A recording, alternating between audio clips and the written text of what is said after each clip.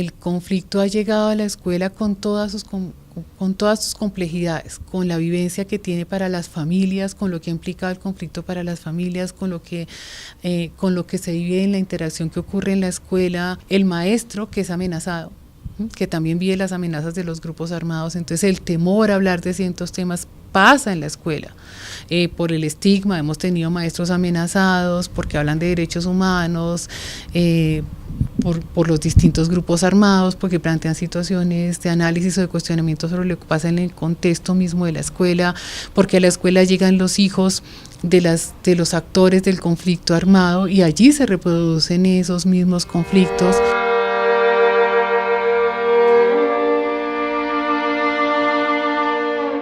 En este posacuerdo, la educación tiene un reto enorme de pensar qué escuela queremos construir para una sociedad que lleva 60 o 70 años de conflicto y cómo nos reconstruimos ahí. No es solamente cómo los grupos armados abordan todo un proceso de verdad y reparación, sino cómo se aborda esto con los hijos, con las familias, con los maestros y con todos los que somos actores, porque en Colombia todos somos actores de este conflicto, por acción o por omisión.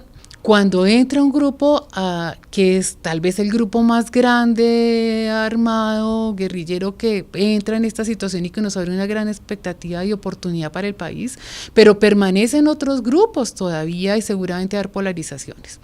Cómo construirnos, cómo aprender a dialogar, cómo hacer reparación, cómo no seguir delegando históricamente los odios y los rencores y las vivencias que hemos tenido. Entonces, no porque este mató a mi papá y a mi familia, entonces el hijo del que lo mató también es mi enemigo. Cómo reconstruirnos desde esa realidad, cómo acompañar a la escuela en ese proceso. No podemos delegarlo solo en los maestros.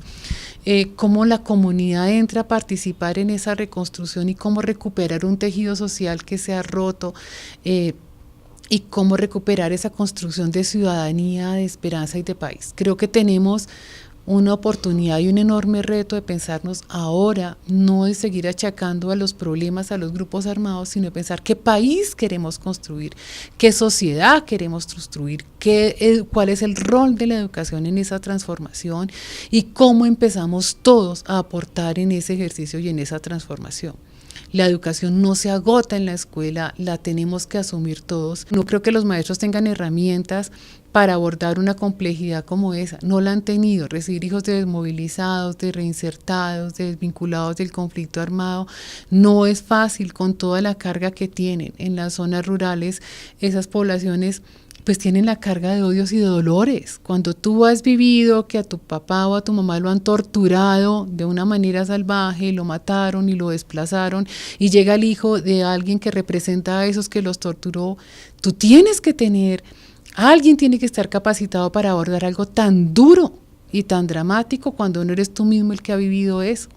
Cuando tú fuiste reclutado de manera forzosa, cuando has vivido tantas formas de violencia, más la violencia cotidiana, no estamos preparados para abordarlo. Tenemos que prepararnos. Hablar de la reparación puede sonar muy sencillo, pero es muy complejo.